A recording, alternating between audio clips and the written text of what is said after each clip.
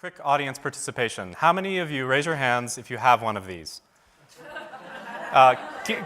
Keep your hands up if you're quite attached to it. Good. I'm attached to mine as well. So usually when we think about brains, we think about the naturally occurring kind. But what we're going to talk about today is the prospect of building artificial brains. And the only reason we can really have this conversation today is because there are two fields that are exploding right now and are on a collision course with one another. On one hand, we have neuroscience, the study of the brain. And the other side, we have technology, and in particular, computer science. Now, it might seem weird to sort of connect technology and neuroscience, but it's actually something we've been doing for a very long time. So if we look through history, we've always looked at the mind and the brain through the lens of the current technology of our day. So in the era of Descartes, hydraulics was high technology. And Descartes imagined that there was an animating fluid that would flow through the body to move the body. So using technology to think about as a metaphor for our mind. Move to the era of Freud, steam is the technology of the day. And we start thinking about the mind building up pressure and letting off pressure and start thinking about stoking the engines of cognition. Fast forward to the electronics era and radio, we have crossed wires and being on the same wavelength. Our language follows our technology. And today, hands down, the technology of the day is the computer. From its humble beginnings, mid-century of the last century, to today, where we all carry computers around in our pockets and we slavishly look at them all the time, now computers are the lens through which we see our brains. And these metaphors can lead us astray and lead us to think the wrong things about the brain. So if you think about a central processing unit being separate from memory, that's not actually how our brain works. And as appealing as it might be to get a memory upgrade to our brains, that's just not the way it's going to happen.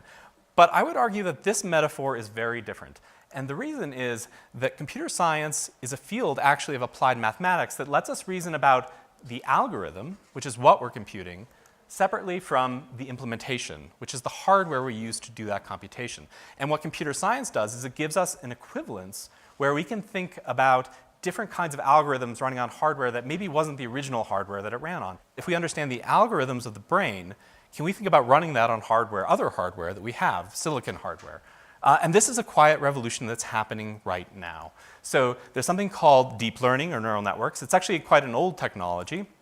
But in the last 5 years, it's been making incredible strides, driven by the availability of incredibly advanced compute and the availability of tons of data. So just 5 years ago, it would have been unthinkable that a computer vision system would be able to recognize an object except on a sort of blank background. But nowadays, this is a system from Andrei Karpathy and Fei-Fei Li's lab. Now we can have computers that look at a picture and can actually build a caption. So here, this computer just looked at the picture and generated the caption. A man in a black shirt is playing a guitar.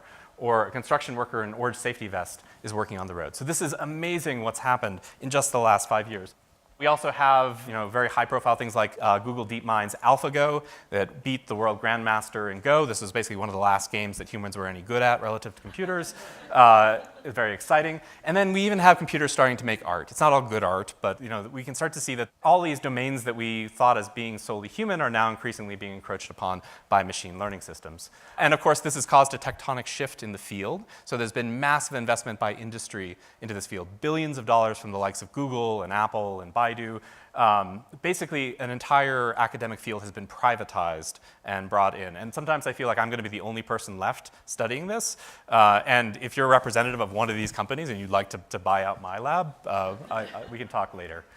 Of course, not everyone thinks this is a good idea or this is a good thing. So Elon Musk is famous for saying that building artificial intelligence is equivalent to summoning the demon, which is awesome when your life's work is compared to summoning the demon.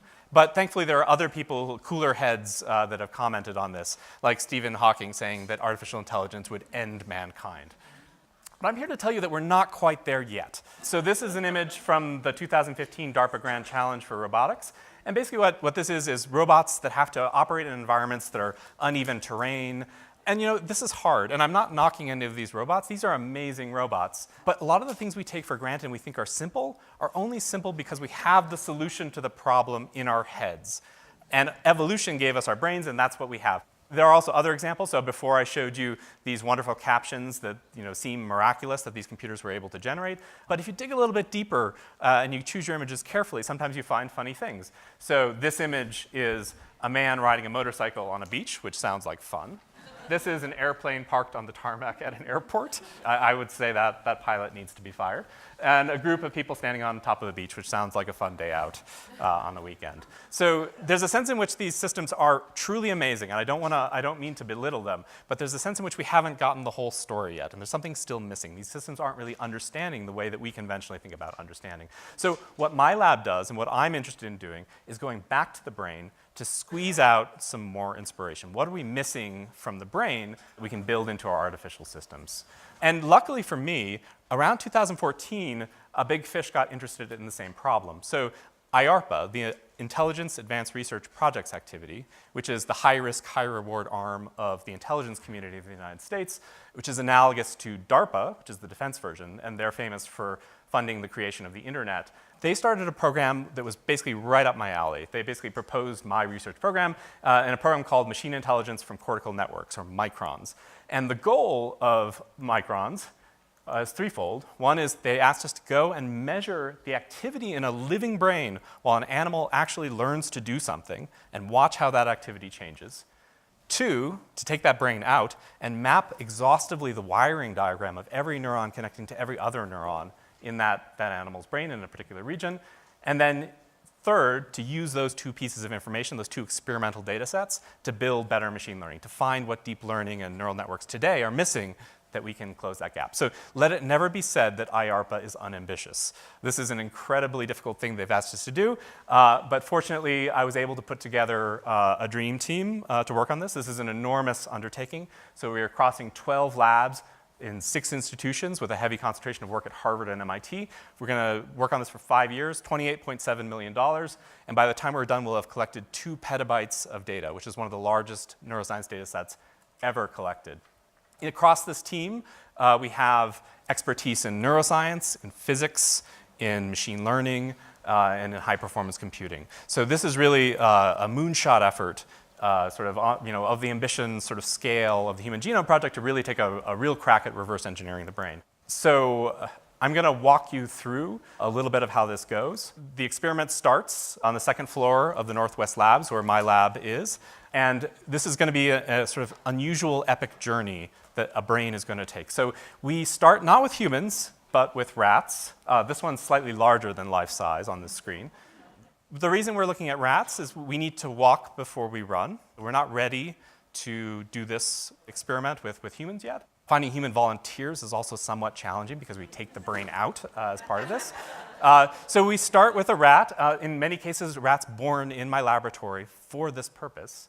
And if you think that rats are dumb, I just want to share with you an anecdote. A few years ago, a group that was studying invasive species released a rat onto a deserted island with various pest control measures planted on the island, and they put a radio collar on the rat to try and test how easy it was to eradicate an invasive rat infestation. So this was an experiment. They were interested in sort of the ecology of the situation. This experiment went for a while. They tracked the rat for a while, and so it was on this island here. After a week, the radio collar signal disappeared. And they scoured the island. They couldn't find the rat anywhere on the island, even though the island was covered in traps. And it turns out the rat had decided to swim on the open ocean to an adjacent island and was later found having swam several miles through the open ocean. So these are scrappy creatures. These are not dumb animals. And what we want to do is we want to take that scrappiness and that intelligence and use it to help understand how that learning happens and understand how that scrappy brain works. And we do that in a controlled setting in my laboratory. So these are where we train rats to do tasks. So this is basically a video arcade for rats. So each one of those boxes is a computer-controlled training rig. And we put the rat in, and then a computer takes over and trains the rat to do pretty much anything we want it to do. So this is what it looks like inside. And you can see there's a little lick tube here that the animal can lick to give us responses. We have some sensors, and then there's a monitor. And what we can do is we can show the animal different stimuli or different objects on a screen, and then we can train them to do different things. And then we can ask, how does their brain look before they learn how to do that task versus how does it look after they do that task? Here's a little video of a rat doing a task. So just to orient you, here's the animal's nose, and you can see the rat's happily licking here, and then objects appear on the screen. and when the animal licks the tube, and then when he makes the right response, he gets a reward of liquid, of juice that he likes, and when he gets it wrong, he gets a little short timeout. So we can basically train the animal to do these video games, and we can ask what changes in the brain when the animal knows how to do the task versus when the animal doesn't know how to do the task. We're not just interested in training rats, even as fun as that is. What we really want to do is we want to look at the brain and see how the brain changes. So this is a rat's brain. And we want to look at it while it's still in the animal's head, while the animal's actually doing something. So we need a technology to be able to sort of peer inside the brain. And that's what this is. This is a 2-photon excitation microscope. So this is a microscope that's powered by a very powerful invisible laser. And we shine it into the brain. We actually have the world's fastest 2-photon microscope now from our collaborator Ali Pasha Vaziri that can basically record movies of the activity of large numbers of cells at individual cell resolution and see the patterns of activity. So this is what this looks like. So you can see these flashing green dots. Every time one of those flashes happens, that's a neuron firing in response to something in the environment. So you're watching a rat, or in this case actually this is a mouse, having a thought. So we can actually see thought and look at the patterns of activity, and we can see how those patterns change as we go from an animal that doesn't know how to do something to an animal that does know how to do something. Now we're going to go one step further, and we're going to take that brain out, and we're going to basically reconstruct all of the wiring between all of the neurons in the brain. So we take the brain out, we soak it in heavy metals, in this case osmium, and then we put it in a FedEx box, and we ship it to the Argonne National Laboratory.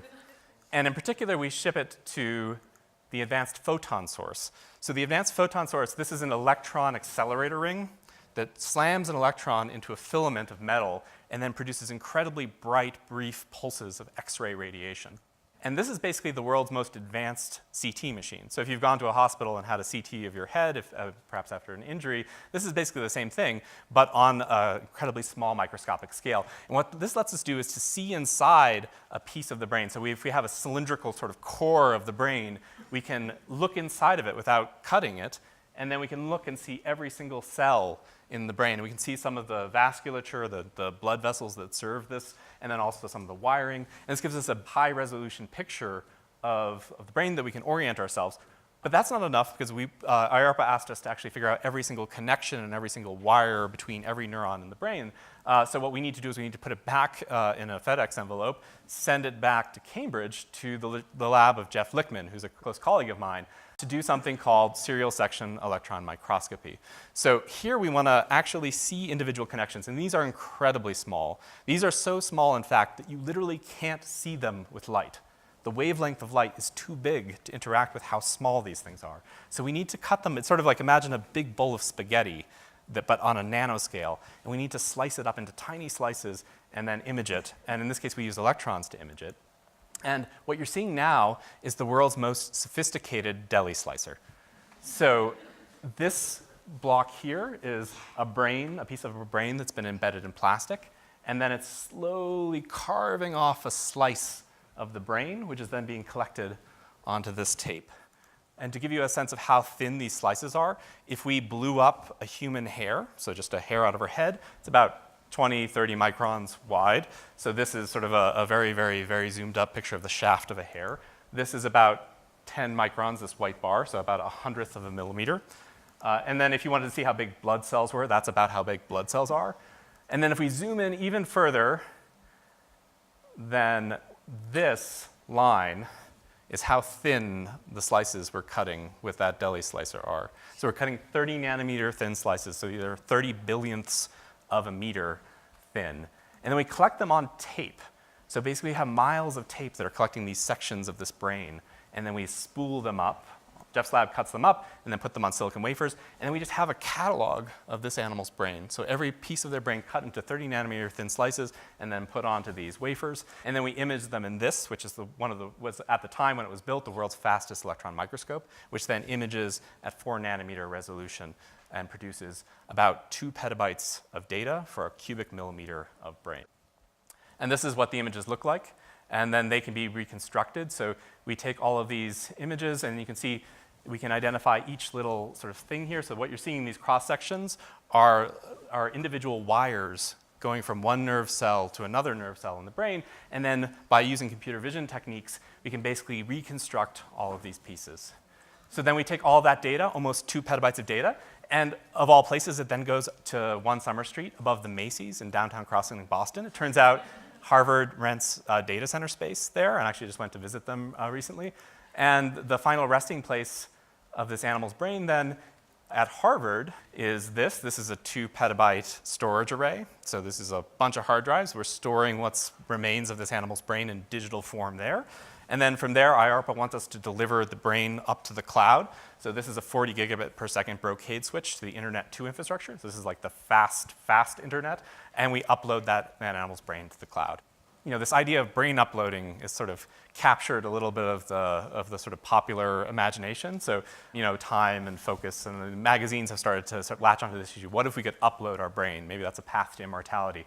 You know, back in the 80s, William Gibson wrote a book called Neuromancer that sort of explored these themes of brain uploading. And, you know, there have been more recent works of art, you know, film that have explored this idea, like uploading the brain. And what I can tell you is that way before humans upload their brain, it's going to be rats that get their brains up into the cloud first. This is interesting, too, because it interacts. I mean, some people are taking this idea so seriously that here's an example of a woman who recently was dying, had a terminal disease, and she decided that what she wanted to do was to preserve her brain in the hopes that people like us would figure out how to later upload her brain and reconstitute it.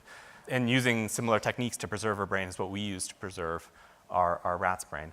Now, if you're excited about the idea of uploading your brain, I have good news, I have bad news, and I have neutral news. So the good news is there's nothing in principle that stops us from doing this. Now, there are scientists who, if you ask them, they'll say, that's crazy, we can't possibly upload brains, never going to happen. It could happen. I'm just going to put that out there. There's nothing in principle that stops us from being able to digitize a brain. Now, the bad news is we have no idea how to do that yet, and it's going to be a long time before we figure that out. And it's not even clear that we're collecting all of the data we need from the brain to do that. But these are the first steps. This is what the first steps look like towards understanding enough to be able to take a brain and put it into digital form. Now, I also promised you neutral news. And the neutral news is, well before we get anywhere close to thinking about uploading a brain, many other things are going to happen first. They're going to have huge impacts on our world. So this notion of the fourth industrial revolution that's been very prominent at this meeting, you know, if we can capture more of what makes brains, you know, smart and adaptable and able to learn, there's a huge fraction of employment that's just not going to stick around. So if we look at jobs like cleaning, factory inspection, you know, lots of different kinds of factory automation jobs that just basically involve the ability to see the world and interpret it correctly and the ability to use your hands to enact something in the world, those jobs are gradually going to erode and go away as we start to build robots. And we're already seeing this. So, you know, things like the Roomba for cleaning and industrial robots, you know, you might think of these as sort of the insect brains of automation. There's not a lot of smarts here, but there doesn't need to be a lot of smarts. And then already we're starting to see much more sophisticated robots. Even since that 2015 video I showed you of all those robots falling over, already the robots are getting a lot better. And we're starting to get more flexible robots that are made to work with humans. So as we start to learn what we're missing in our machine learning technologies, we're going to see a big shift in how employment works. And, you know, one of the areas that's super hot right now is self-driving cars.